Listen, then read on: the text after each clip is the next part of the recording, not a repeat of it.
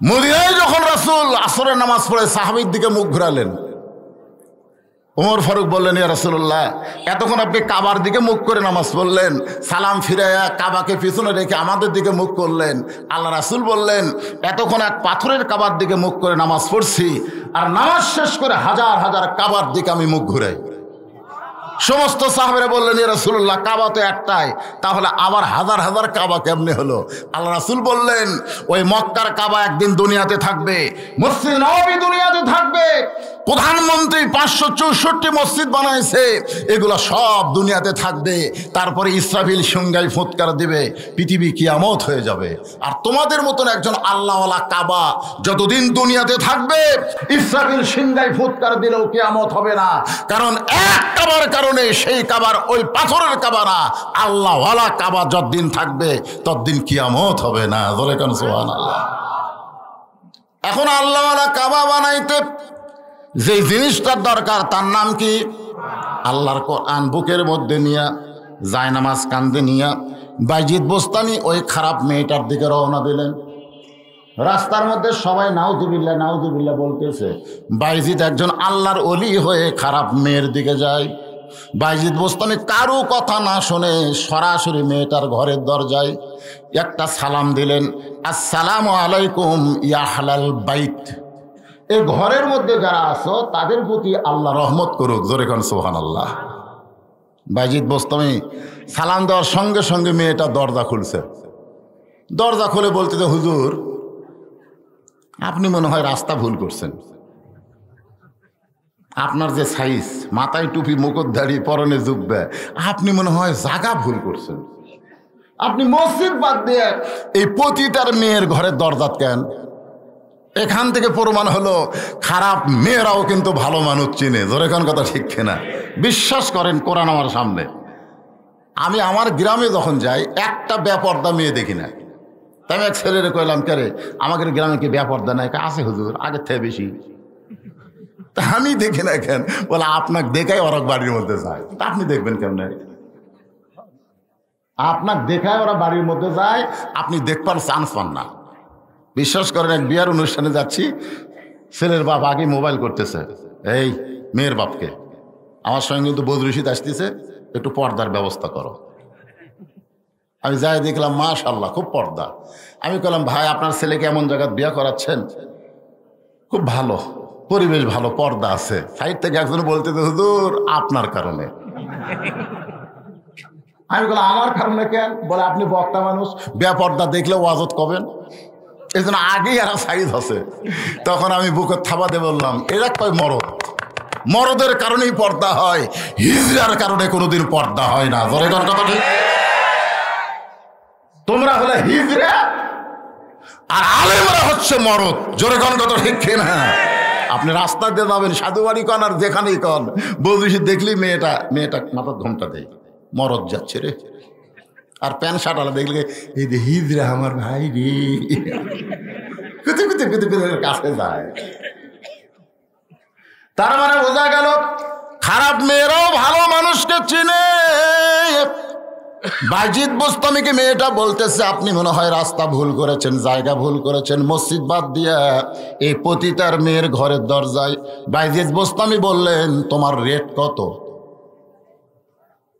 যেই কাছে রেট কত, মেয়েরা চুম করছে, কে রে? ই তাহলে এটিএম শামসুজ্জামান রে, ই তাহলে হুমায়ুন ফরিদি রে। হুমায়ুন ফরিদি, এটিএম শামসুজ্জামান সিনেমাত খালি মাথার টুপি, কপালত খালি ব্যাটারি ঘুষে দিয়ে কালো করছে, মুকুট দিছে দাড়ি। যারা সিনেমা দেখছে তারা জানে এর কামই হলো হুজুর সাজা। ধরে কোন কি সাজা? হুজুর সাজা নায়িকার দিকে চোখ মারে, নায়িকা তো চিৎকার দিয়ে ওঠে, নায়ক এসে মারে লাগতি, টুপি খুলে পড়ে যায়, দাঁড়িয়েওয়ালা এক সাইডে লাভ দিয়ে পড়ে। সবাই কয় হুজুর সাইজ করতেছে, ওই আসলে হুজুর। আপনি কনই হুজুর? বাংলাদেশের ভিলেন চরিত্র হুজুর দেয়, রাজাকার বানায়, জঙ্গি বানায়, জিএমবি বানায়। আর যারা নায়কের রোল, তারা কোনোদিন মাথার টুপি দেয় না, দাড়ি থয় না। এই বাংলাদেশ হলো ইসলামের শত্রু। এরা ভালো মানুষকে খারাপ মানুষ বানায়, আর খারাপ মানুষকে এরা ভালো মানুষ বানায়। জোরে কোন কথা ঠিক কি না? একজন দাড়িওয়ালা, টুপিওয়ালা কে শাকিব খান দাড়ি তেল তেলা লাত্তি মারতেছে, তখন সবাই হাততালি দিচ্ছে, এইবার ঠিক হচ্ছে। ওই কি আসলে হুজুর? ওই হুজুর সাজিছে। মেয়েটা চিন্তা করতেছে, এর মাথায় টুপি, মুখে দাড়ি, পরনে জুব্বা, ই যখন ঘন্টার রেটস জানবার সেই তো আসলে হুজুর না। সঙ্গে সঙ্গে মেয়েটা বলতেছে 10 দিরহাম। বাইজিদ বোস্তামি বলতেছে 24 ঘন্টার বুকিং নিলাম। কয় ঘন্টা? ওই সাইটে একটা যুবক দাঁড়ায় ছিল, ও আবার তদন্ত করতেছে বাইজিদ কি করে, যে 24 ঘন্টার বুকিং লিছে। ওই যুবক মারছে দৌড়। অন্য যুবকের কয় দৌড়াস করে, হুজুরে করে পাওয়ার আছে রে, আমরা 1 ঘন্টাই পারি না, আর হুজুর 24 ঘন্টা বুকিং লিছে। বিশ্বাস করেন, যারা হুজুর তারা ওই ছোট্টবেলা থেকে পেশাব করে পানি নেয়। আপনি বিশ্বাস করেন? পেশাব করে পানি লাই। ও কোনোদিন টাইট ফুল প্যান্ট পরে না, ওই ঢিলা ঢালা পায়জামা পরে। ধরে কোন কথা ঠিক কিনা? ওর যন্ত্রের উপর কোনো চাপ নেই। হাসতেছেন? কোনো চাপ নাই, সবসময় পবিত্র। আর এই যে স্কিন প্যানারা সকালবেলা গেছে, সন্ধ্যার সময় বাড়ি যাচ্ছে, বাপ খাই খেরে বেটা এইটা পরে তুই পেশাব করছিস কেমনে? খাড়া হয়ে। আপনারা জানেন খাড়া হয় পেশাব নিংড়ে, পেশাব থাকা অবস্থায় কমপ্লিট মনে করে সেন্ট টানছে, টপ টপ করে পেশাব দিয়ে আর নিচের আন্ডার প্যান্ট ভিজে গেছে। 3 বার পেশাব করছে, 3 বারই এক কাচ্চা করে পেশাব টপ টপ করে পড়িছে। এখন আপনারা বলেন পেশাব শুকে ওই জায়গা কি হয়েছে? ওই জায়গা জার্ম পয়দা হয়েছে, জীবাণু পয়দা হয়েছে। ওই জীবাণু বসে থাকবে, ওই যন্ত্রের স্যাদ দিয়ে ভিতরে ঢুকবে, আস্তে আস্তে ভিতর রগগুলা, গোড়ার রগগুলা কাটিয়ে দিবি, বাইলে মাছের মতন পড়ে থাকবি। সে পি না। শোনো যুবকের, একটু মনোযোগ দাও, শোনো। যৌবন শক্তির কথা আল্লাহ কোরআনের মধ্যে বলেছেন। এই কারণে আল্লাহ বলেছেন অনুনাজ্জিলু মিনাল কুরআনি মা হুয়া শিফাউ ওয়া রাহমাতুল লিল মুমিনিন। মুমিনদের যাবত রোগের ঔষধ হিসাবে আল্লাহ এই কোরআনকে নাজিল করেছে। আপনারা বলেন তো কোরআনের মধ্যে সব কিছু আছে না নাই? আছে না নাই? যুবক একটু মনোযোগ দাও, শোনো। তোমাদের যৌবন কেমন ভাবে ধরে রাখছো আল্লাহ ভালো জানে। তবে পরিবেশ যা দেখতেছি এতে বিশ্বাস হয় যুবকদের যৌবন শক্তি কেমন নাই। বাইজিদ বোস্তামি কয় ঘন্টার? 24 ঘন্টার বুকিং লিছে। ও দৌড়ে গিয়ে বলতেছে হুজুরে করে পাওয়ার আছে। 24 ঘন্টার জন্য বাইজিদ বোস্তামি প্রতিটা মেয়ের ঘরের মধ্যে ঢুকে সর্বপ্রথম যেটা বিছাইছে তার নাম হলো জায়নামাজ। জোরে বলেন নাম কি? জায়নামাজ বিছায়া 4 রাকাত সালাতুল হাজত নামাজের নিয়ত করলেন। এই 4 রাকাত নামাজের মধ্যেই বারবার বলতেছেন ইয়াকা নাবুদু। সকলে বলেন ইয়াকা নাবুদু ওয়া ইয়াকা নাস্তাঈন ইহদিনাস সিরাতাল মুস্তাকিম সিরাতাল্লাযীনা আন'আমতা আলাইহিম গায়রিল মাগদুবি আলাইহিম ওয়ালাদ-দাল্লিন। আপনারা বলেন তো সূরা ফাতিহা সবচাইতে বড় দোয়া। ধরে কেন সবচাইতে বড় কি? আমি সৌদি আরব মদিনায় দেখছি ওরা কিন্তু নামাজের সালাম ফিরানোর পরে মোনাজাত করে না, কিন্তু যখন ইমাম সাহেব কোরআন তেলাওয়াত করে ওই নামাজের মধ্যে ওরা পাগলের মতন কান্দে। যখন ইমাম সাহেব জাহান্নামের আয়াত কয় তখন সবাই পাগলের মধ্যে কান্না শুরু করে দেয়। ওরা নামাজের পরে মোনাজাত করে না, কারণ নামাজটাই হলো সব চাইতে বড় মোনাজাত। জোরে বলেন ঠিক কিনা? বাইজিদ বোস্তামি নামাজের ভিতরেই বলতেছে আল্লাহ জনগণ আমাকে খারাপ বলতেছে, একটা পতিতার ঘরে ঢুকছি। পতিতার ঘরে কেন ঢুকলাম? একমাত্র তুমি আল্লাহ ছাড়া দুনিয়ার কোনো মানুষ জানে না। আল্লাহ গো, এই একটা মাত্র মেয়ের কারণে হাজার হাজার যুবক নষ্ট হয়ে যাচ্ছে। আল্লাহ আমি ইচ্ছা করলে যুবকদের কাছে যাইতে পারতাম, যুবক রে ওই খারাপ মেয়ের কাছে যাস না, একটাকে বলতে আরো 2টা ঢুকে যাইতো। হাজার হাজার যুবকের কাছে না গিয়া আমি হেড অফিসে আইছি। হেড অফিস, ধরে কোন কি অফিস? তার মানে কি বোঝা গেল? যুবকরা হলো শাখা অফিস আর নারীরা হলো হেড অফিস। এ কথা কর আমার সাথে। যুবকরা কি শাখা শাখা শাখা আর নারীরা হলো হেড। আমাদের বাংলাদেশের হেড অফিসে কে আছে? কথা কয় না কেন? কথা কন না কেন?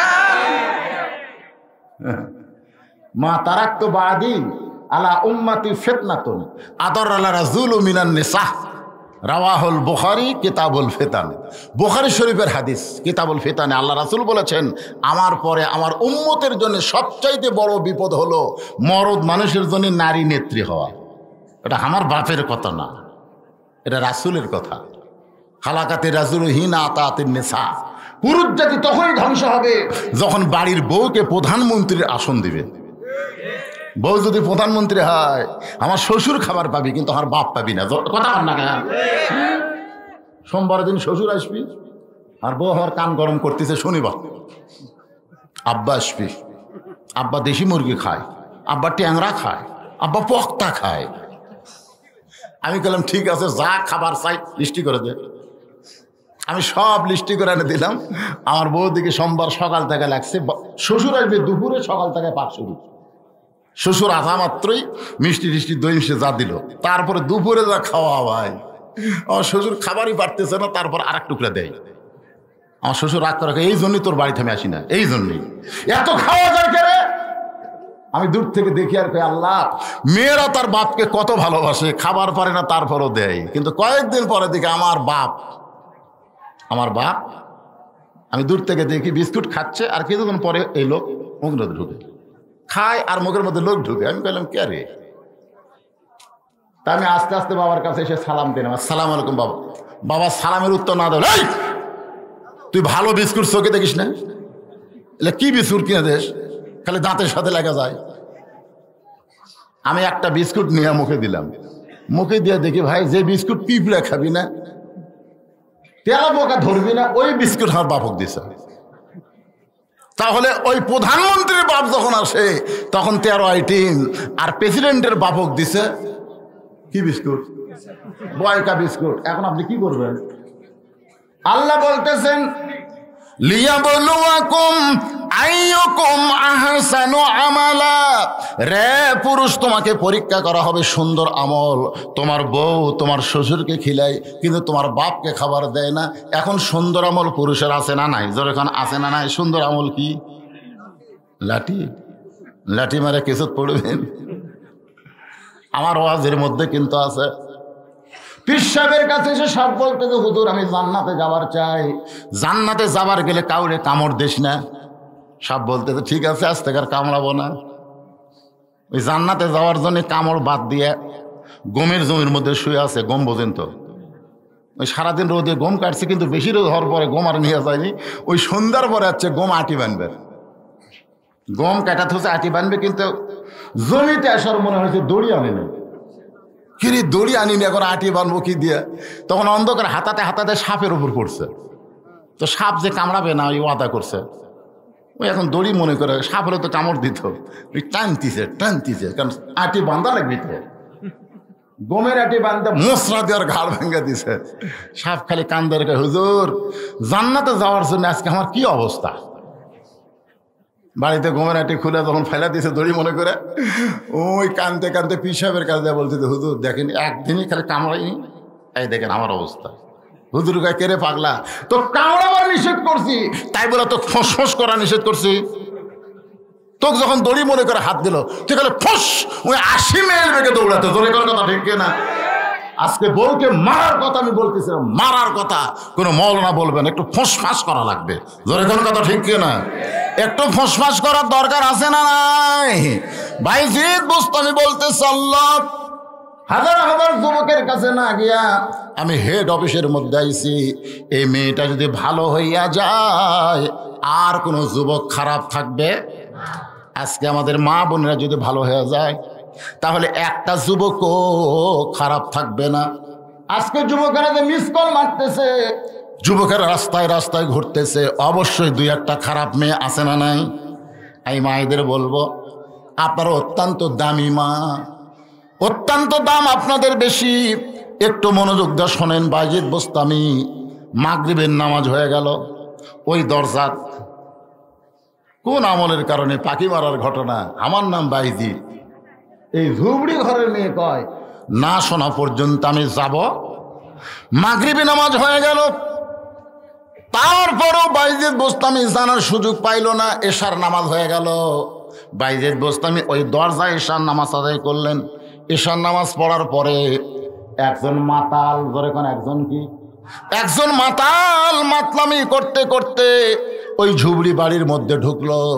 বাইজিদ বোস্তামি আশ্চর্য হয়ে গেল, যে মেয়েটা আমার নাম বাইজিদ, কয়েক বছর আগেকার পাখি মারার ঘটনা বলে, সেই মেয়েটার ঘরের মধ্যে একটা মাতাল ব্যক্তি ঢোকে। এই ব্যক্তিটাকে কান ফালায় বাইজিদ বোস্তামি শুনতে পায়, সমানে মেয়েটাকে মারতেছে। মেয়েটা কোনো শব্দ করতেছে না, সমানে মারতেছে, কিন্তু মারের সাউন্ড শোনা যায় কিন্তু কান্নার সাউন্ড শোনা যায় না।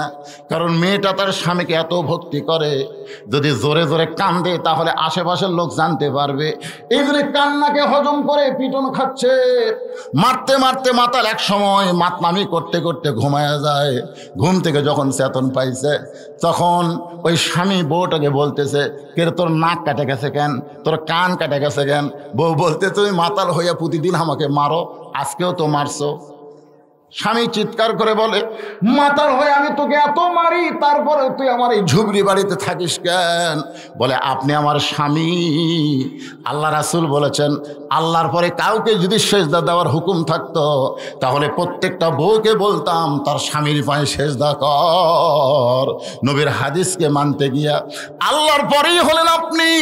এই জন্য এত নির্যাতনের পরেও আমি আপনাকে ছেড়ে যাইতে পারি না। মাতাল স্বামী বলে, কেরে পাগলি, আমি আসার সময় দেখলাম দরজায় বসে কে যেন একটা জিকির করতেছে। যদি আমি মাতাল, কিন্তু আসার সময় দেখলাম দরজার পাশে কে যেন একটা বসে জিকির করতেছে। বউ বলতেছে, তার নাম হলো বাইজিদ। জোরে বলেন সুবহানাল্লাহ। আসরের নামাজের সময় আইছে, এশার নামাজ পর্যন্ত দরজায় পড়েছে। স্বামী চিল্লায় বলে, কোন বাইজিদ, এটা কোন বাইজিদ? বউ বলতেছে, গোটা পৃথিবীর মধ্যে যিনি সুলতানুল আরিফিন, গোটা পৃথিবীর মধ্যে যিনি সবচাইতে বড় অলি তিনি। স্বামী কয়, কে রে? তোর বাড়ির দরজাত আল্লাহর অলি বাইজিদ বসে আছে কেন? বলে, এক লোটা পানি নিবে। এই পানি দেইনি দেখে রাগ করে বসে আছে। স্বামী কয়, দে পানি। এক কলসি পানি যা ছিল সব লেগে গেছে। হুজুর এই যে পানি লিয়াচ্ছি। বাইজিদ বোস্তামি বলতেছেন, আমি বুঝবার পারছি তোর বইয়ের আমল, আমি বুঝতে পারছি তোর বইয়ের আমল। তোর বউ তোকে এত ভক্তি করে, এখন সত্যি করে বলতো তুই কি কইছিস? মাতাল তো তখন আর মাতাল নাই, তখন বলতেছে, হুজুর আমি যে বউটা এত পিটন খাওয়ার পরেও আমার বাড়ি ছাড়ে না, আমি তাকে আল্লাহর কাছে দোয়া করছি, আল্লাহ আমার বউকে তুমি তোমার আল্লাহর ওলি বান্দির দরজা দিয়ে দাও। জোরে কোন সুবহানাল্লাহ। আমি মাতাল, তারপরে আমার বাড়ি ছাড়ে না, এই কারণে আমি স্বামী হয়ে দোয়া করেছি। আমার দোয়া আল্লাহ কবুল করছে কিনা জানি না। আমার মায়েদের বলতেছে, মা স্বামী যতই খারাপ হোক না কেন, তারপরও স্বামীর বাধ্য থাকতে হবে। স্বামীর বাধ্য যদি আপনি থাকেন তাহলে আল্লাহর ওলি বাইজিদ পর্যন্ত আল্লাহ আপনাকে পৌঁছায় দিবে। জোরে কোন সুবহানাল্লাহ। আজকে অধিকাংশ নারীরা স্বামীর বাধ্য না। জোরে কোন কথা ঠিক কিনা? কথা কন না কেন আপনারা? অধিকাংশ মেয়েরা স্বামীর বাধ্য নয়। আর 2 নম্বর হলো, মা আপনাকে পর্দার মধ্যে থাকতে হবে। গভীর রাত্রে খাদিজাতুল কুবরা বলেন, ইয়া রাসূলুল্লাহ, যে কোনো সময় আমার মৃত্যু হবে, আমি মরে যাওয়ার পর আমার কি হবে আপনি একটু আমাকে বলে দেন। আল্লাহ রাসূল বলে, খাদিজা তুমি যখন শুনতে চাও তাহলে শোনো। এই দুনিয়াতে 10 জন পুরুষকে আল্লাহ জান্নাতের সার্টিফিকেট দিয়েছে, 10 জন নারীকেও আল্লাহ জান্নাতের সার্টিফিকেট দিয়েছে। আমি রাসূল বলতেছি, পুরুষের মধ্যে 1 নম্বর আবু বকর, আর নারীদের মধ্যে 1 নম্বর হলো খাদিজাতুল কুবরা। মা খাদিজা মুসকি মুসকি হাসতেছে। আল্লাহ রাসূল কাছে ডেকে বললেন, খাদিজা নারীদের মধ্যে আপনি 1 নম্বর, 2 নম্বর কে হলে ভালো হয়? খাদিজা বলতেছে, হুজুর আমার মেয়ে ফাতেমাকে আল্লাহ যেন 2 নম্বর জান্নাতি ঘোষণা করে। আল্লাহ রাসূল বললেন, ফাতেমা তো জান্নাতি না, আল্লাহ কেমনে ঘোষণা করবে? খাদিজা বলে, হুজুর কোন কি, ফাতেমা জান্নাতি না। রাসূল বললেন, ফাতেমা জান্নাতি কেন হবে? ফাতেমা হচ্ছে জান্নাতি নারীদের নেত্রী। যে বয়সে নেত্রী। খাদিজা বলে, কোন আমলের কারণে ফাতেমা জান্নাতি নারীদের নেত্রী হলো? সে আমলটা আমিও করবার চাই। রাসূল বললেন, হবে না, হবে না, কারণ 2 দিক দিয়ে ফাতেমা তোমার চাইতে উপরে আছে। তুমি খাদিজা বলো তো, কত বছর বয়সে ইসলাম গ্রহণ করছো? খাদিজা বলতেছে 55 বছর বয়সে। তাহলে 55 বছর বয়স পর্যন্ত তুমি কি ছিলে? বলে আমি কাফের ছিলাম। আর ফাতেমা কখন ইসলাম গ্রহণ করছে? খাদিজা বলতেছে ফাতেমা জন্মসূত্রেই জান্নাতি। ধরে কোন সুবহানাল্লাহ। আল্লাহর নবী বলে খাদিজা, দুনিয়ার কত পুরুষ মানুষ আপনার চেহারা দেখছে, দুনিয়ার কত পুরুষ মানুষ বলতে পারে আপনার নাক কেমন, চোখ কেমন, কান কেমন। খাদিজা বলতেছে হুজুর 40 বছরে যখন আপনাকে স্বামী বলে স্বীকার করি, তখন মক্কার সবচাইতে ধনী ছিলাম। আমি অনেকগুলো ব্যবসা বাণিজ্য করতাম। এই ব্যবসা বাণিজ্য করতে গিয়া হাজার হাজার পুরুষের সঙ্গে আমার লেনদেন হয়েছে। ওই পুরুষগুলো আমার চেহারা দেখছে, আমার মুখের সাইজ, দাঁতের সাইজ তারা বলতে পারে। রাসূল বলে খাদিজা, ফাতেমার চেহারা দুনিয়ার কত পুরুষ মানুষ দেখেছে, ফাতেমার নাকের সাইজ কেমন, ফাতেমার মুখের সাইজ কেমন, মুখের সাইজ কেমন। খাদিজা কান্দের বলে রাসূলুল্লাহ, আমি মা হইয়া বলতেছি ফাতেমা হলো জন্ম নিয়েছে পর্দার ভিতরে। সুবহানাল্লাহ। রাসূল বলে ফাতেমা খালি পর্দার মধ্যে জন্ম নেয় নাই, ফাতেমা পর্দার মধ্যে বড় হবে। আবার আমার কলিজার টুকরা ফাতেমা পর্দার মধ্যে দুনিয়া থেকে বিদায় নিবে। আসলেই তাই, গভীর রাত্রে ফাতেমা দুনিয়া থেকে চলে গেল। আমি মায়েদের জন্য বলতেছি, মা হযরত আলী দাফন করার পরে আল্লাহকে বলতেছে, আল্লাহ এই পর্দানিশী ফাতেমাকে তুমি কবুল করো। এই দোয়াটা করার পরে তাকায় দেখে সামনে কয়েকটা পুরাতন কবর দেখা যায়। এই মাত্র ফাতেমার কবর দিয়েছে, সেই কবর আর নাই। গোটা জান্নাতুল বাকি আলী দৌড়ায় আর বলে ফাতেমার কবর কোথায়? আল্লাহ বলে আলী রে, ফাতেমা পর্দানিশী, আমি আল্লাহ জোহরা ডিগ্রি দিয়া তার কবরটাকেও পর্দা করে দিয়েছি। বায়েজিদ বোস্তামি নামাজ পড়তেছে, কোন জায়গা পড়ে আছে? হ্যাঁ, পতিতার ঘরে নামাজ পড়ে দোয়া করতেছে কার কাছে?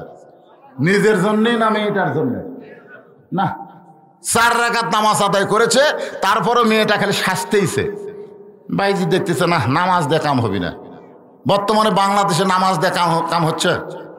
জোরে বলেন, নামাজ দিয়ে কাম হচ্ছে। আজকে আমরা যারা নামাজি, নামাজ পড়ে দোয়া করতেছি, বহু দোয়া করেছি, কিন্তু কাজ হচ্ছে না। বায়েজিদ বোস্তামি দেখলেন নামাজ দিয়া যখন কাম হবে না, তখন আল্লাহর কোরআন আর একটা পাওয়ার আছে না নাই? সঙ্গে সঙ্গে বায়েজিদ বোস্তামি কোরআন থেকে তেলাওয়াত করলেন। এ ভাই মনোযোগ দিয়ে শুনবেন। কয়েকটা হাফেজি মাদ্রাসার ছাত্র উঠে গেছে, যাক এই ছাত্ররা বেশি রাত ওয়াজ শোনা ঠিক না। মাঝখান থেকে উঠলো না, কি কর? আমি কিছুই বলিনি, কারণ ওরা হলো হাফেজি মাদ্রাসার ছাত্র, ওরা নিজেরাই একটা ওয়াজ, এদেরকে ওয়াজ শোনার দরকার নাই।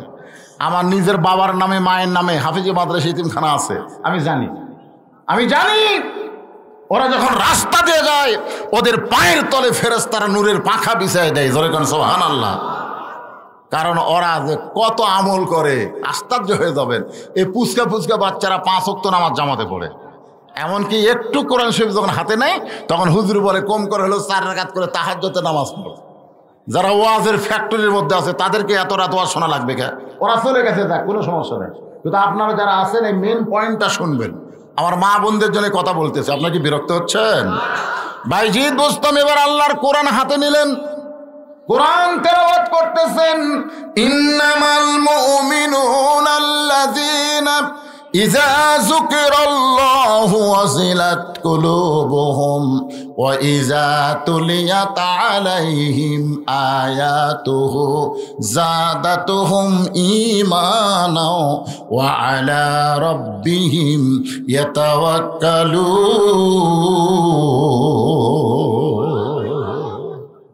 যখন নামাজ পড়ছে, দোয়া করছে, মেয়েটা খালি সাজিছে। জোরে কোন কি করছে?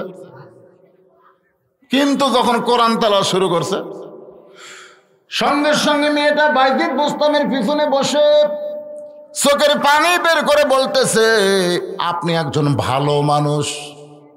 সুবহানাল্লাহ। আপনি যখন ঘন্টার রেট কত বললেন, তখন মনে করেছিলাম আপনি ভুয়া হুজুর। কিন্তু দুনিয়ার কেউ জানে না, আমার 240 দিরহাম দেওয়ার পরে আপনি আমার ঘরে ঢুকে নামাজ আদায় করলেন। আপনি যখন নামাজ পড়লেন তখন আমি সাজলাম, কিন্তু দেখলাম আপনি নামাজ শেষ করার পরে কি যেন তেলাওয়াত করতেছেন। ওই তেলাওয়াত আর আমি সহ্য করতে পারতেছি না, যার কারণে আপনার পিছনে আমি ঘন্টা দিয়া বসে গেলাম। ধরে কান সুবহানাল্লাহ। বায়েজিদ বোস্তামি অ্যাঙ্গেলে দেখতেছে, অ্যাঙ্গেলে, সরাসরি না। সরাসরি কোনো মেয়ে মানুষকে দেখা যাবে না। আপনারা কি মনে করেন আমরা দেখি না? আমরাও দেখি। একবার আমার বউকে আমি বললাম, আমার চাওয়াতো ভাইয়ের বউটা খুবই সুন্দরী, আমি কি সরাসরি দেখতে চাই, অ্যাঙ্গেলে দেখছি। আমার বউ বলতেছে, আপনি আলেম না লুচ্চা? আমি গেলাম, কেন? চাওয়াতো ভাইয়ের বউ সুন্দরী, আপনি কেমনে দেখলেন? হ্যাঁ, আপনি নিজের বইয়ের দিকে খালি তাকাবেন, পরের বইয়ের দিকে তাকাবেন না। আমি সেই দিন কান ধরে কইছি, এবার থেকে জীবনে কোনো মেয়ে দেখলে আমার বইয়ের কাছে আর আমি বলবোই না। আসলে আমি দেখবই না, দেখলেও যদি অ্যাঙ্গেলে দেখি বলবো। আমার কথা কি বুঝলেন আপনারা? তো অ্যাঙ্গেলে দেখছে না, কোরআন পড়তে পড়তে এরকম তাকায় দেখে মাথার ঘোমটা টানছে। সুবহানাল্লাহ। কোন মেয়ে মানুষেরা মাথায় যদি ঘোমটা দেয়, ওই মেয়ে মানুষ কোনদিন বুকে ওন্না দেওয়া বাদ দিবে না। যার মাথায় ঘোমটা সে বুকে ওন্না দিবেই। জোরে কান সুবহানাল্লাহ। মাথার যদি ঘোমটা দেয়, বুকত কি দিবে? কথা কয় না। আজকে আমার মাকে দাফন করা হলো, আমার বউকে বললাম, মায়ের জন্য কয় কাপড় তুমি জানো? জানবো না। কেন? 5 কাপড়। তো 5 কাপড় কোন কোন জায়গাতে? আমরা পুরুষ মানুষ 3 কাপড়, আর মেয়েদের 5 কাপড় কেন? আর বউ বলতেছে, একটা হলো মাথা বাঁধ, আর একটা হলো সিনা বাঁধ। একটা হলো মাথার দেওয়া, আর একটা হলো সিনার দেওয়া। মেয়েদের জন্য কিন্তু এই 2টা জায়গা খুবই গুরুত্বপূর্ণ, একটা মাথা আর একটা সিনে। এই যে ছেলেরা যে হইচই করতেছে ভাইজান, এই যে ছেলেরা হো হো করতেছে, না না করুক, অসুবিধা নেই, অসুবিধা করতে দেন, কোনো সমস্যা নেই। আপনারা তো আমার কথা বুঝতেছেন। ওরা হো হো পাটি করে দেখ, অসুবিধা নেই। ওরা কি জন্য আছে সেটা আল্লাহ ধরবার পারতেছে না। আর ওরকে ডান কান্দের বাম কান্দের ফেরেশতা তো বেকায়দাত পড়ে গেছে। শালাকের কান্দে থেকে আমরা লেখমো কিরে? কোরআনের ওয়াজ বাদ দিয়ে বেড়া ঘুরতেছে। এরা মানুষ না শয়তান। আল্লাহকে ধৈর্য ধরা থাক, সাইজ মতো মার হবি। তোর এখন কথা ঠিক না? যদি ফুলগুলো হয় অভিমানে ঝরে যায়, আমি মালা গেথে বলো কারে পরাবো, সে যে কেন এলো না, কিছু ভালো লাগে না, কবরে আসুক।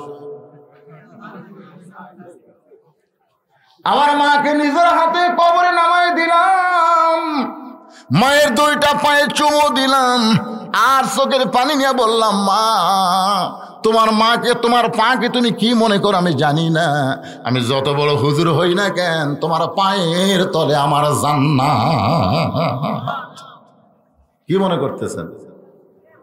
কবরের মধ্যে নামায় দিয়ে মায়ের পায়ে চুমু খাইলাম। আমার বউকে বললাম, 2টা কাপড় কেন বেশি দেওয়া হয়? মেয়েদের এই 2টা জিনিসের গুরুত্ব বেশি। একটা হলো মাথা, আর একটা হলো সিনা। সিনা মানে কি? বুক। সিনা মানে? আচ্ছা আপনারা বলেন তো, একটা যুবতী মেয়ে যদি রাস্তা দেওয়া যায়, পুরুষ মানুষ আগে কোন দিকে তাকায়? মুখ, বুক, মুখ, বুক।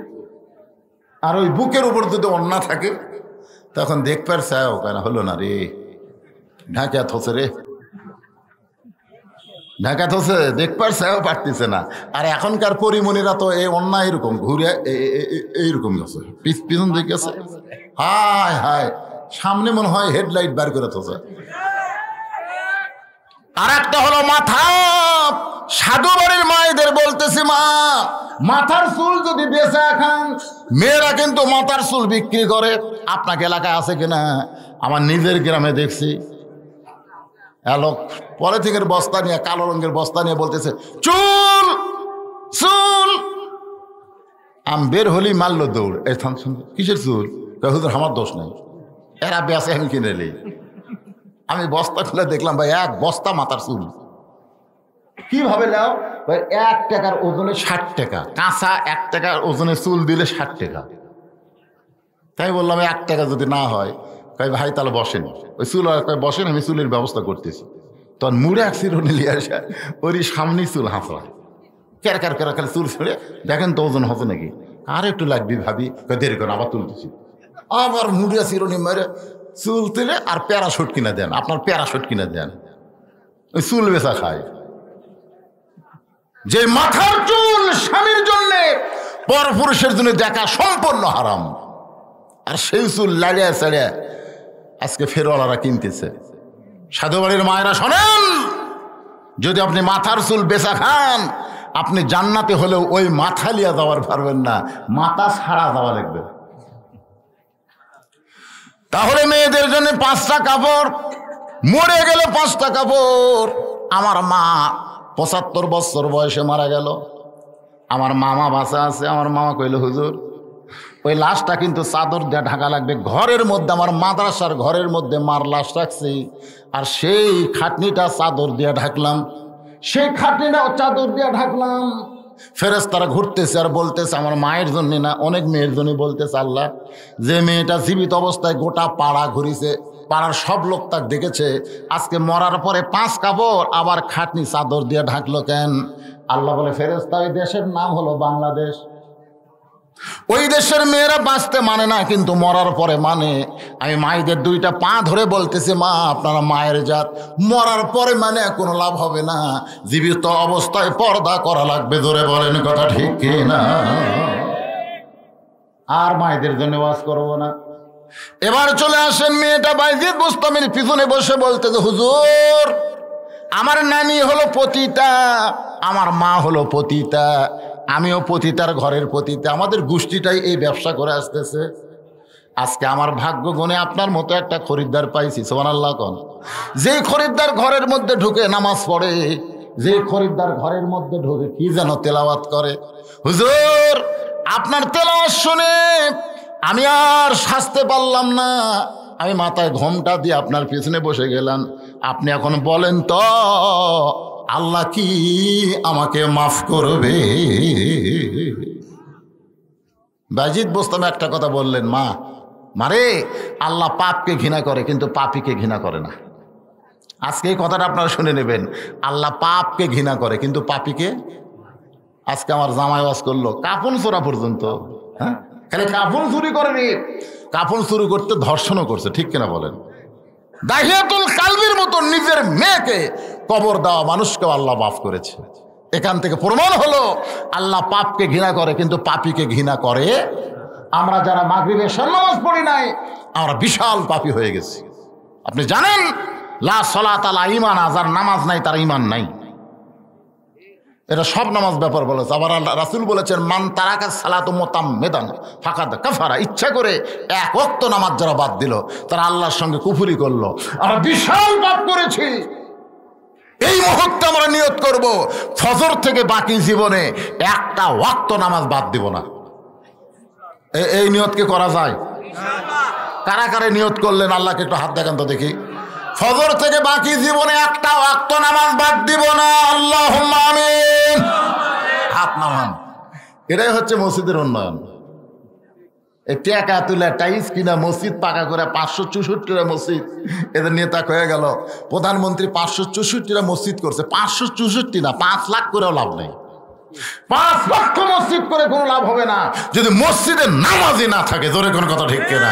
মসজিদে দেখার জন্যে রাস্তায় যাও, রে এটা কি রে, এখন ওকে মডেল মসজিদ রে, এরকম 4-5টা মসজিদ আমি ঢুকে দেখছি ভাই, মুসল্লি নেই। আপনারা মনে করছেন প্রধানমন্ত্রী 564 মসজিদ বানা জান্নাত যাবি? জান্নাত কি মামার বাড়ি? আল্লাহ কবি, এই তোকে মসজিদ বানানোর দায়িত্ব কে দিছে? আল্লাযীনা ইম্মাক্কানাহুম ফিল আরদ, মুসলমানের মধ্যে কাউকে যখন ক্ষমতার চেয়ারে বসানো হয় তার 1 নম্বর দায়িত্ব 564 মসজিদ নয়, 1 নম্বর দায়িত্ব পদ্মা সেতু নির্মাণ নয়, 1 নম্বর দায়িত্ব ওভার ব্রিজ বানান নয়, 1 নম্বর দায়িত্ব ক্যানেল বানান নয়, 1 নম্বর দায়িত্ব হচ্ছে আকামুস সালাত, নামাজ কায়েম করো। নামাজ কায়েম করার কোনো ধান্দা নাই, মসজিদ বানায় কি? নামাজ কায়েম করা লাগবে, এটা আল্লাহর হুকুম। 1 নম্বর দায়িত্ব কি? কায়েম করা। খালি সরকার আজ ঘোষণা দেখ যে নামাজে মসজিদ যখন আজান হবে, এই আজান শোনার পরে যারা রাস্তাঘাটে বাহিরে ঘুরবে, ওরা যদি 10 বছর পার হয়ে যায় তাহলে ওদেরকে একটা রিমান্ডের ঘরে নিয়ে পাছার কাপড় খুলে 10টা করে বাড়ি মারো। পুলিশ কোন আলেম ধরার দরকার নাই। কোন বক্তার ওয়াজ বন্ধ করার দরকার নাই, বরং সবচাইতে বড় জালেম হলো আযান শোনার পরে যারা নামাজ পড়ে না। ধরে বলেন কথা ঠিক কিনা? সবচাইতে বড় জালেম কে? আযান শুনে যারা নামাজ পড়ে। ধরে 5 হাত বেড়াও 10টা করে, ধরে কয়টা করে, কয়দিন বেড়ার লাগবি? খালি কইছে মুখে মাস্ক পরো, খালি কইছে, তাও কি সরাসরি কইছে? মোবাইল হ্যালো কইতি, আপনি যখন ঘরের বাইরে যাবেন মাস্ক পরবেন। একটা মেয়ে মানুষের মুখ আমরা দেখবার পারি না, মেয়ে মানুষের ভয় ভাই। আমি কই আল্লাহ রে, 40 বছর ওয়াজ দেয়, আমার 38 বছর হচ্ছে, 38 বছর ওয়াজদেরকে মুখ ঢাকান গেল না রে, এক করোনা সেই মুখ ঢাকলো। ধরে কোন কথা ঠিক কিনা? মুখের যদি লাগান না থাকে তাহলে সরকার ধরবি, পুলিশ ধরবি, এই ভয়ে সবাই মুখে মাস্ক দিছে। কি কোন মসজিদের মধ্যে বেশি মুসল্লি ঢোকা চলবে না, 1 ফুট 1.5 ফুট পর পর টানা লাগবে। মনে আছে আপনাকে? চকিদার এসে রঙের দাগ দিছে, এটি একজন। কি মনে করতেছেন? হায় হায়, অনেক লোক জুম্মার দিনে মসজিদে এসে কয় হুজুর ঢুকবার পারতেছে না হুজুর, হায় হায়। আহা, তাহলে সরকারের আইনে মসজিদ ঢোকা বন্ধ হয়ে যায়, সেই সরকার ইচ্ছা করলে মসজিদ ঢোকার আইন করতে পারে। জোরে কর কথা কর না কেন? তাহলে সরকার খালি মসজিদ বানাবে আর আমাদের মসজিদগুলো ফাঁকা থাকবে। সরকার আইন না করা পর্যন্ত আপনি আইন করেন। আল্লাহ রাসূল বলেছেন 7 বছর থেকে নামাজের তালিম দাও। 7 বছর? কয় বছর? কি তালিম? কিভাবে নিয়ত বাঁধবে? এখন দেখবেন বুড়া বুড়া একটা হাওয়া বুড়া হাত বাঁধে, মানে ওর বাপ তালিম দেয়নি কিভাবে নিয়ত বান্ধা লাগবে, কিভাবে হাত বান্ধা লাগবে, কিভাবে রুকু করা লাগবে, কিভাবে সেজদা করা লাগবে।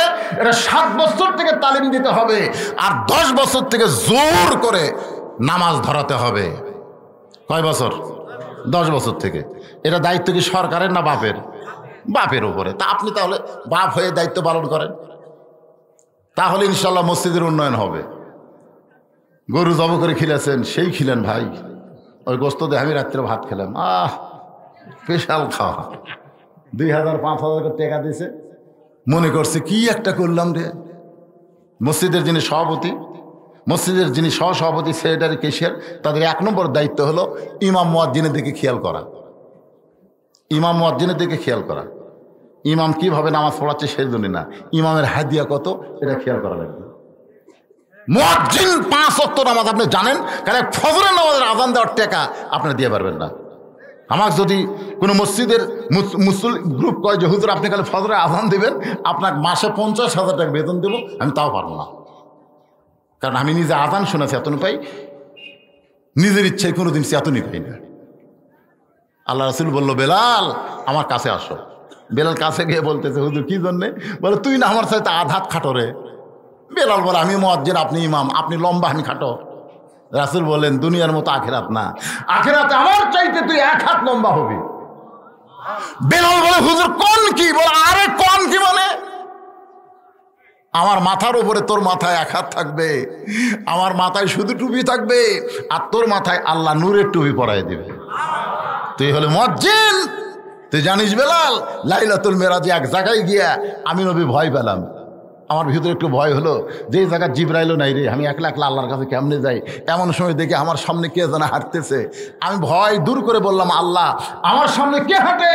বলে, আপনার আগে আযান যে দেয় সে মুয়াজ্জিন বেলাল হাঁটতেছে। জোরে কোন সুবহানাল্লাহ। সেই মুয়াজ্জিনের কত সম্মান, অথচ বাংলাদেশের মসজিদ কমিটি মুয়াজ্জিনের দাম দেয় না, ইমাম সাহেবের খেয়াল করে না। বাজারের সব জিনিসের দাম বেড়ে গেছে, কিন্তু ইমাম সাহেবের হাদিয়া বাড়েনি।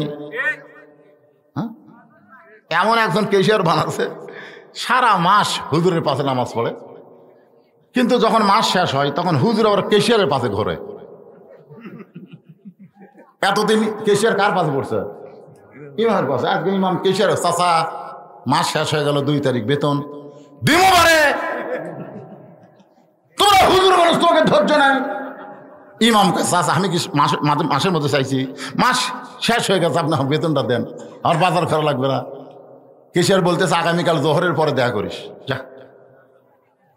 ইমাম সাহেব পরদিন সকালে ফজর নামাজ পড়ে বউকে বলতেছে, আজকে জোহরের পরে বেতন দিবি, তোমার কি কি বাজার করা লাগবে চিন্তা করে দাও। একবার 20 লাখ চিন্তা করে দিয়েছে, 2টা ব্যাগ লিছে, লিয়ে জোহরের নামাজ পড়ে কেশরে বাড়িতে গেছে। চাচা বাড়িতে আছেন? চাচি বলতে, তোমার চাচা বগুড়াত গেছে পারে হঠাৎ। ইমাম সাহেব কয়, কে রে, আজকে তো বেতন দেওয়ার দিন। চাচি বলতেছে, আজ না নিলে হবি না, কাল লিও। এত টাকা খাই খাই করো কাবারে। ইমাম সাহেব চিন্তা পকড়ত দিয়ে ব্যাগ হাতত লিয়ে আসরের সময় মসজিদে যায়। মেম্বরের উপর ব্যর্থ হচ্ছে আর চিন্তা পকড়ত আছে। যে আসরের 4 রাকাত নামাজে 2 রাকাত পড়ে 3 রাকাত পড়াবার জাতি বলতেছে, বউ কি কয়ে যাচ্ছিস, বাজার করে বাড়ি দিয়ে দেবি। বউ খালি বটি শান দিচ্ছে, তোর ব্যাগ পড়ে আছে মেম্বরের উপর, পকড়ত চিলতে টাকা। ইমাম সাহেব আর এটা কয় রাকাত মনে নাই, ওই 3 রাকাত থেকে 4 রাকাত মনে করে বসে গেছে। ভাই পিছন দিক থেকে ভটভটি আলকা আল্লাহু আকবার, মানে সারা মাস সুযোগ পাইনি, এখন সুযোগ পাচ্ছে, মারছে তকবীর। পরে ভটভটি আলো গল্প করে, আমি লোকমা দিছি রে, আমি কি জন্য লোকমা দিছে জানেন? আজকে মসজিদের যারা কমিটি, আমি আপনাদের অনুরোধ করে বলতেছি, মুয়াজ্জিন ইমামের দিকে আপনারা খেয়াল রাখেন, আল্লাহ আপনার দিকে খেয়াল রাখবে, গোটা মসজিদ মুসল্লি দিয়ে ভরপুর হয়ে যাবে। সুবহানাল্লাহ। হ্যাঁ, এই সম্মানের লোকের সম্মান দিবেন। বর্তমান বাজার দিকে খেয়াল করবেন, আগে যা আসলে এখনো তাই। এইটা করলে হবে না ভাইজান। মসজিদের উন্নয়ন করতেছি, এসি নাই, 3 তালা গোয়েন্দার বলতেছে 2টা হসে আর 2টা এসি কিনা লাগবে। ইমাম সাহেব এটির মতো খাড়াই আছে, ইমামের ঘরের মধ্যে একটা ফ্যান ঘরে বিয়ারিং দাম কারেন্ট লেগে খর খর খর খর খর খর খর। ইমামের রাত্রে ঘুম হয় না, এই ফ্যানের শব্দে এই শালারা এসি কিনবি, জোরে কি কিনবি? এসি না কিনে ইমামের একটা ভালো ফ্যান কিনে দাও, জোরে কথা কন না কেন, কথা কন না কেন? 3 মাস হলে বেতন বাকি, হুজুরের বেতন নেই, এসি কিনবি। ওই মসজিদে কোন দেশের টাইস রে? ওটা বাংলাদেশ, আমরা বিদেশি টাইস দেবো। ছবি দেখা যাবি না, সেই টাইস দিয়ে কাম হবে। রুকুত যাবি আর ঢপ দেখবি, ঢপ বার করে কেলসা কেলসা দেখবি, ছবি দেখা যায়।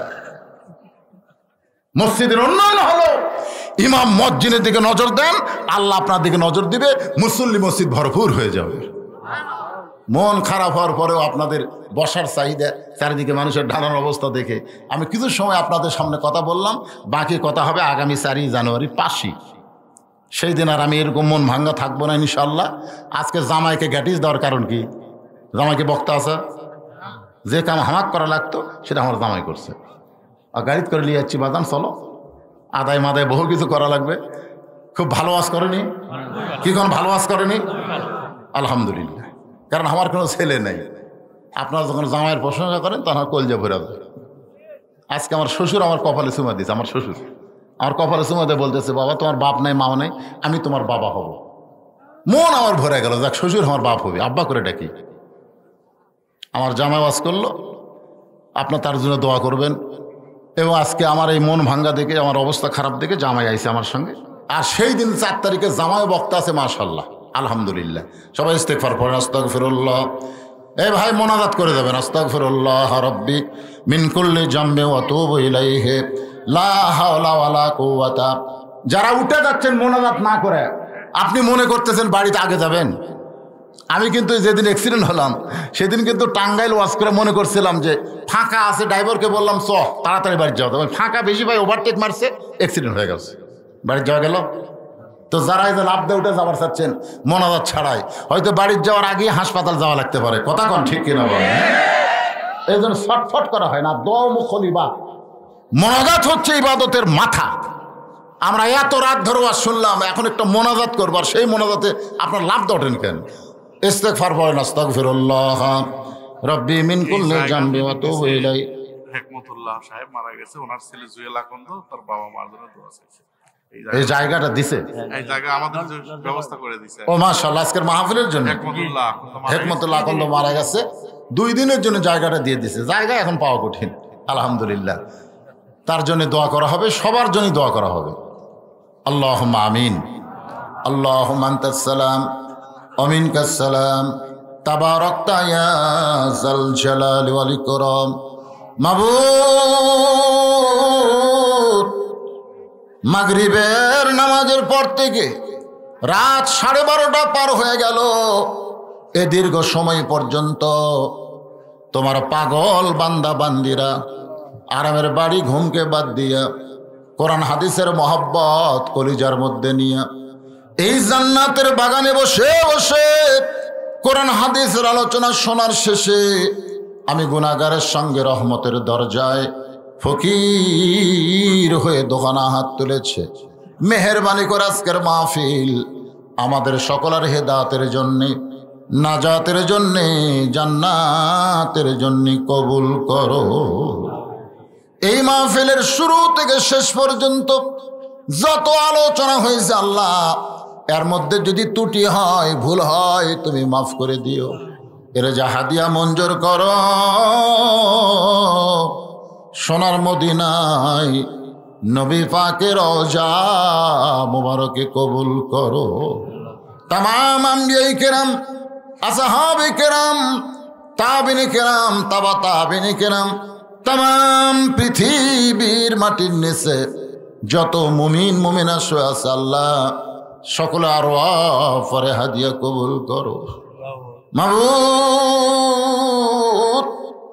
আমরা যারা হাত তুলেছি আমাদের মধ্যে জনম দুঃখনী মা যাদের কবরে চলে গেছে, বহুদিন বউকে বলেছিলাম ওয়াজ করে বাড়ি আসবো, তুমি চেতন থেকো। কোনোদিন দেখলাম না। আমার যাওয়ার অপেক্ষায় আমার বউটা চেতন আছে। মা আমার যে ঘরে ঘুমায় ওই ঘরের জানলার পাশ দিয়ে হেঁটে যায়, আমার জুতার শব্দে মা বলে বাজান আমি ঘুমাই নাই। আল্লাহ, মায়ের পা ধরে বললাম মা আপনার কি কোনোদিন ঘুম হয় না? মা বলে পাগল ছেলে, ওয়াজ করে বাড়ি আসবি। এইটা জানার পরে মা কোনোদিন ঘুমাতে পারে না। আজকে সেই মা যাদের কবরে চলে গেছে, মাবুদ গো, এতদিন মায়ের দোয়া করতাম কিন্তু মা হারানোর বেদনা আমি বুঝতে পারতাম না, কিন্তু এই মুহূর্ত থেকে বুঝতেছি মায়ের মতন আপন কেহ নাই রে দুনিয়ায়। মা জননী নাই রে যাহার, মা জননী নাই রে যাহার, এই দুনিয়ায় তাহার কেহ নাই। মায়ের মতন আপন কেহ নাই রে দুনিয়া। আল্লাহ তাআলা বাবা যাদের দুনিয়া থেকে চলে গেছে, এতদিন জানতাম বাবা মরে গেলে কি হবে, মা তো আছে। আজকে দেখতেছি বাবাও নাই, মাও নাই। আল্লাহ যাদের বাপ অন্ধকার কবরে, দোয়া করি আল্লাহ তাদের কবরকে জান্নাতের টুকরা বানায় দাও। আল্লাহ সাধু বাড়ির জামে মসজিদকে কিয়ামত পর্যন্ত কবুল করো। এই মসজিদের উন্নয়ন কল্পে হাজার হাজার টাকা যারা দান করেছে, এমনকি ব্যাগের মধ্যে রুমালের মধ্যে 10টা টাকা হলেও যারা দান করে দিল, আল্লাহ সকলের দানগুলোকে জান্নাতের বিনিময় হিসাবে কবুল করে নাও। আজকের মাহফিলের সম্মানিত সভাপতিকে আল্লাহ তুমি কবুল করো, সহসভাপতিদের কবুল করো। আজকের মাহফিলের প্রধান অতিথি, বিশেষ অতিথিদের আল্লাহ তুমি কবুল করো। আজকের মসজিদ কমিটির সম্মানিত সভাপতি, মসজিদ কমিটির সহসভাপতি, মসজিদ কমিটির সেক্রেটারি কেশিয়ার, আল্লাহ মাহফিল কমিটির সভাপতি, সেক্রেটারি, কেশিয়ার সকলকেই আল্লাহ তুমি কবুল করো। মাবুদ, আমি গুনাহগার বলে দোয়া ফিরাই দিও না। এই গভীর রাত্রে এতগুলো মানুষের মধ্যে যার 2 কানা তোমার পছন্দ হয়, এই 2 হাতের বিনিময়ে তুমি দোয়াটা কবুল করে নাও। আল্লাহ জায়গা যিনি দিয়েছেন 2 দিন ভাবে মাহফিল করার, কবরে চলে গেছে, তোমার জান্নাতের বাগান করার জায়গা দেওয়ার কারণে তুমি তার কবরটাকে জান্নাতের বাগান কবুল করো। পর্দার অন্তরালের মা বোনেরা, আবিদা সালিহা পর্দার যে কবুল করে মা ফাতেমার চরিত্র দান করে দাও। সাধু বাড়ির উপরে রহমত বরকতের দরজা খুলে দাও। আল্লাহ ফিলিস্তিনের মুসলমানকে হেফাজত করো। আল্লাহ তুমি আবাবিল পাখি দিয়া কাবা ঘরে হেফাজত করেছো, আব্রাহা বাদশাকে তুমি ধ্বংস করেছো। আজকে যে ইসরায়েল জাগির থাকার কথা, আজকে তারা মুসলমানের উপরে, মুসলমানের প্রথম কেবলার উপরে যারা আক্রমণ করে, ইহুদি জাতকে তুমি পৃথিবী থেকে ধ্বংস করে দাও। সবাই আমিন কর। ধ্বংসের কথা আল্লাহ বলেছেন, সূরা লাহাব পড়ে দেখেন। আল্লাহ বলেছেন তাব্বাত ইয়াদা আবি লাহাবিও ওয়া তাব, আবু লাহাবের দুই হাত ধ্বংস করে দাও।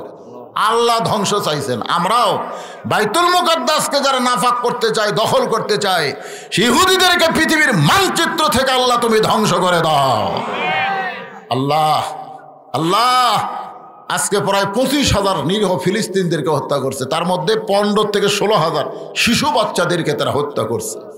শিশু মাসুম বাচ্চাদের যারা হত্যা করে আল্লাহ, তাদের মধ্যে কোনো মানবতা নাই। আল্লাহ সেই ইসরায়েলকে যারা সহযোগিতা করতেছে তাদেরকে তুমি সহযোগিতা বন্ধ করে দাও। আল্লাহ আল্লাহ আজকের মাহফিল কবুল করো। আমার মা জননীর কবরকে জান্নাতের টুকরা বানাও। পরিশেষে তোমার দরবার আরজ করি, কত মানুষের জানাজার নামাজ আমি পড়েছি, এই 2 হাত দিয়ে কত কবরে মাটি দিয়েছি। একদিন আমরা সবাই মরে যাব। যেদিন আমাদের মৃত্যু হবে, দিনটা যেন জুমার দিন হয়, মাসটা যেন রমজান মাস হয়। ইমানের সাথে, ইজ্জতের সাথে মুসলমান হইয়া এই দুনিয়া থেকে বিদায় নেওয়ার কালে আমাদের